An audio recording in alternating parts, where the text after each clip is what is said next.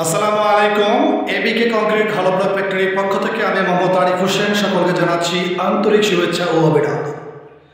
দর্শক, আপনাদের মাঝে আজকে যে বিল্ডিংটা রিভিউ নিয়ে আসলাম, এই বিল্ডিংটার কয়টা রুম, কিচেন, টয়লেট আছে কিনা সেই বিষয়গুলো নিয়ে আজকের ভিডিওতে আলোচনা করব। তো ভিডিওটি স্ক্রিপ্ট না করে সম্পূর্ণ ভিডিওটি দেখার জন্য অনুরোধ রইল। আর যারা আমাদের ইউটিউব চ্যানেলে নতুন ভিউয়ার, একটাই রিকোয়েস্ট থাকবে, যদি আমাদের ইউটিউব চ্যানেলের ভিডিওটি ভালো লাগে অবশ্যই আমাদের চ্যানেলটি সাবস্ক্রাইব করে রাখবেন, পাশে থাকা বেল আইকনটা অন করে রাখবেন।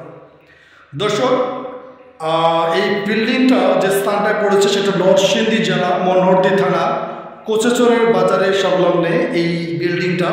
তো এই বিল্ডিংটা আমরা আজকে পুরোটা বিল্ডিং আপনাদেরকে একটু ঘুরে দেখার চেষ্টা করব এবং এই বিল্ডিংটা কী কী রয়েছে সেই বিষয়গুলো নিয়ে আলোচনা করব। তো দর্শক, চলুন আমরা বিল্ডিংটার ভিতরে একটু প্রবেশ করি। প্রথমেই দেখা যাচ্ছে যে এটা সামনের যে চারটা বারান্দার চারটা কাজগুলো অত্যন্ত খুব চমৎকার কাজ হয়েছে। আরেকটি কথা বলে নিই, এখানে নিচের যে 10 ইঞ্চি গাঁথনির যে ইটগুলো দেখতে পাচ্ছেন, এখানে ব্লকের পরিবর্তনে ইটটা ব্যবহার করা হয়েছে। মূলত এই বিল্ডিংটায় প্রথমেই ওনার প্ল্যানিং ছিল যে ইট দিয়ে বাড়ি করবে, আর সেই জন্য ইট ওনার ক্রয় করা হচ্ছিল অনেক। আর সেই ইটগুলোকে কাজে লাগানোর জন্য এই যে খোয়া করে রেখেছে ফ্লোরগুলো ঢালাই দেওয়ার জন্য, এবং নিচে 10 ইঞ্চি গাঁথনির পরিবর্তে আপনার যে 10 ইঞ্চি গাঁথনির যে ব্লকটা বসানোর কথা ছিল সেই জায়গাটা আপনার ওই জায়গায় সলিড করে দেওয়া হয়েছে। সলিড ইট, যেটা বাংলা ইট, সেই ইটগুলো দিয়ে গাঁথনি করা হয়েছে। কারণ ইটগুলো তো আর রিটার্ন ব্যাক করা সম্ভব না কোনো অবস্থাতেই, যেহেতু ওনার ক্রয় করে নিয়ে আসা হয়েছিল আগেই। তো দর্শক, তারপরে যে কাজগুলো উপরে যে কাজগুলো সম্পূর্ণ করা হয়েছে আমাদের সেই কংক্রিট হলো ব্লক।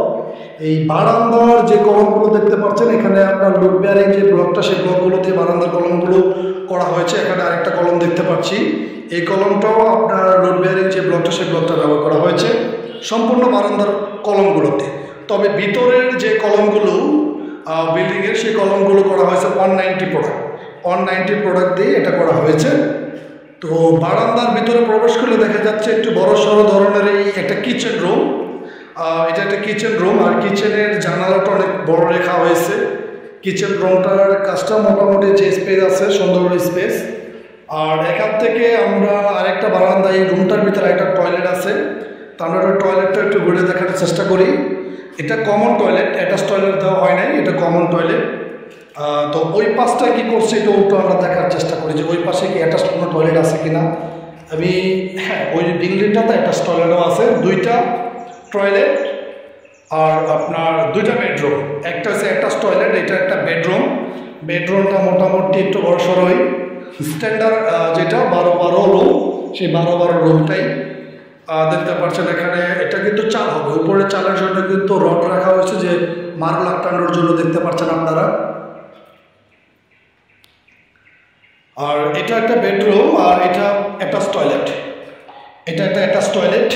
টয়লেটের স্পেসটাও মোটামুটি বড় সড়োই আছে, মোটামুটি আলহামদুলিল্লাহ বড় সড়োই দেখা যাচ্ছে। এখানে আমরা আরেকটা রুমে প্রবেশ করি, আমরা একটু ঘুরে কাজটা দেখানোর চেষ্টা করি।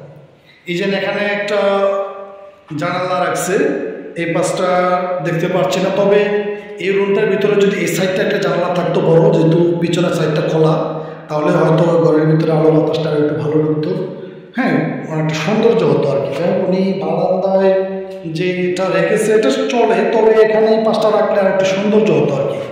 যাই হোক, ওটা ওনার ক্লায়েন্টের পছন্দ, উনি যেভাবে করতে চায় আর কি। তবে এই রুমটার ভিতরে আবার 2টা জানালা রাখছে।